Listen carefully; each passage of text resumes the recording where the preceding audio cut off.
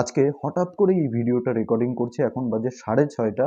কিছুক্ষণ আগে ফেসবুকে একটা ভিডিও দেখলাম এবং ভিডিওটা দেখার পরে আমি এতটা আনন্দ পেয়েছি, এতটা খুশি হয়েছি, এতটা হ্যাপি আমি যে ভাষায় আপনাদেরকে প্রকাশ করতে পারবো না। কিন্তু কেন এতটা আনন্দিত, কেন এতটা খুশি সেটা অবশ্যই বলবো, অবশ্যই শেয়ার করব। আসলে কিছুক্ষণ আগে ফেসবুক খুলে দেখলাম দীনকৃষ্ণ ঠাকুর, যার আসল নাম সূর্যপদ নস্কর, কিন্তু আপনারা অনেকেই তাকে দীনকৃষ্ণ ঠাকুর নামে চেনেন, যে প্রতিনিয়ত আমাদের সনাতন ধর্মকে নিয়ে বাজে বাজে মন্তব্য করত, হিন্দু ধর্মকে নিয়ে বাজে বাজে মন্তব্য করত, হিন্দু ধর্মের দেবদেবীদের নিয়ে বাজে বাজে মন্তব্য করত, হিন্দু ধর্মগ্রন্থগুলোকে বিকৃত করে অপপ্রচার করত, হিন্দুদেরকে বিভ্রান্ত করে বৌদ্ধ ধর্মে কনভার্ট করে নিয়ে যেত। সেই দীনকৃষ্ণ সূর্যপদ নস্করকে আজকে জয়নগরের সাধারণ সনাতনী হিন্দুরা ধরে আচ্ছা মতো পালিশ করে দিয়েছে, আচ্ছা মতো রগড়ে দিয়েছে। মানে একেবারে বলতে গেলে গণধুলাই, ছেড়ে দে মা কেঁদে বাঁচি অবস্থা। মানে পুলিশ এসে শেষমেশ মানে দীনকৃষ্ণকে নিয়ে গেছে কোনো রকমে বাঁচিয়ে।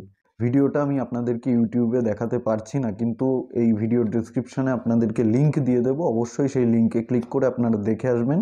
আসলে ইউটিউবের কিছু গাইডলাইন্স রয়েছে, তাই ওই ভিডিও আমি এখানে দিতে পারবো না, কিন্তু ভিডিওটা দেখার পরে আপনারাও আমার মতো আনন্দিত হবেন, খুশি হবেন। তার কারণ দীর্ঘদিন থেকে এগুলো চলছিল, অনেক ওয়ার্নিং দেওয়া হয়েছে, অনেক বোঝানো হয়েছে, কিন্তু দীনকৃষ্ণ ঠাকুর বোঝেনি, সূর্যপদ নস্কর বোঝেনি।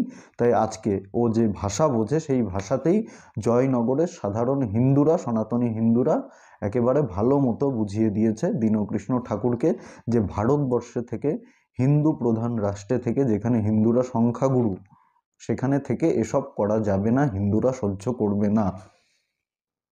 আর যারা দীনকৃষ্ণ ঠাকুরের চেলা চামুন্ডা আছে, সুরজিতের মতো আরও যারা চেলা চামুন্ডা আছে, যারা সোশ্যাল মিডিয়াতে দীনকৃষ্ণ ঠাকুরের এইসব অপপ্রচারগুলোকে প্রমোট করছে, তাদেরকেও বলছি সাবধান হয়ে যা, সাবধান হয়ে যা, নাহলে তোদের জন্য এই একই ওষুধ অপেক্ষা করছে। যতদিন না তোরা সুস্থ হবি ততদিন তোদেরকে ওষুধ দেওয়া হবে, দরকার হলে ওষুধের ডোজ আরও বাড়িয়ে দেওয়া হবে। দীনকৃষ্ণ ঠাকুর আশা করি আজকে যে ওষুধ দেওয়া হয়েছে দীনকৃষ্ণকে, দীনকৃষ্ণ ভবিষ্যতে আর কোনো দিন সনাতন ধর্মকে নিয়ে বাজে মন্তব্য করবে না, কীর্তনের নামে হিন্দু ধর্ম নিয়ে ব্যঙ্গ বিদ্রুপ করবে না, দেবদেবীদের নিয়ে অশালীন মন্তব্য করবে না।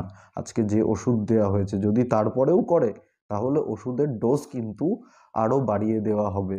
পুলিশ প্রশাসন কেউ বাঁচাতে পারবে না। এগুলো আমরা হিন্দুরা সহ্য করব না। যারা যারা দীনকৃষ্ণ ঠাকুরকে কীর্তনের নামে ডেকে এইসব করান, তারাও সাবধান হয়ে যান, এবং যারা যারা দীনকৃষ্ণ ঠাকুরকে প্রমোট করছেন, তার এইসব অপপ্রচারগুলোকে প্রচার করছেন, তারাও সাবধান হয়ে যান। আপনাদের জন্য কপালেও কিন্তু এই দুর্দশা নাচছে। আমি ভিডিওটা দেখাতে পারছি না, ভিডিওটা দেখলে আপনারা হয়তো অনেক বেশি খুশি হতেন, আনন্দ পেতেন, কিন্তু দেখাতে পারছি না। আপনারা এই লিঙ্কে ক্লিক করে, ডেসক্রিপশানে লিঙ্ক দেওয়া রয়েছে, সেই লিঙ্কে ক্লিক করে আপনারা দেখে আসবেন ভিডিওটা। আশা করি সকলেই দেখে ফেলেছেন ইতিমধ্যেই।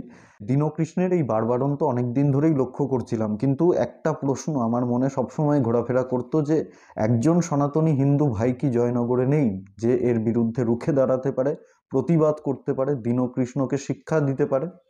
কিন্তু আজকে এই ভিডিওটা দেখার পরে সত্যিই আমি মানে অনেক বেশি মানসিক শান্তি পেয়েছি, অনেক বেশি খুশি হয়েছি, অনেক বেশি হ্যাপি হয়েছি, অনেক বেশি আনন্দ পেয়েছি। এবং যারা যারা দীনকৃষ্ণকে পালিশ করেছেন, দীনকৃষ্ণকে ধুয়েছেন, ওষুধ দিয়েছেন, কড়া ডোজের ওষুধ, তাদের সকলকে একেবারে অন্তর থেকে ধন্যবাদ জানাই। আপনারা অনেক মহান কাজ করেছেন, অনেক ভালো কাজ করেছেন। আপনারা এভাবেই এগিয়ে যান, এভাবেই কাজ করুন। যদি আমি আপনাদের পাশে থাকতে পারতাম, আরও নিজেকে ধন্য মনে হতো, আরও বেশি খুশি হতাম, কিন্তু আপনারা যেটা করেছেন সেটার জন্য ধন্যবাদও কম হয়ে যায়।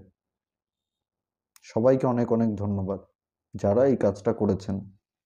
এটার দরকার অনেক আগে ছিল। যাই হোক, খুব বেশি দেরি হয়নি, আশা করি এই ওষুধে কাজ হবে। কাজ না হলে তারপরে ওষুধের ডোজ আরও বাড়িয়ে দেবেন।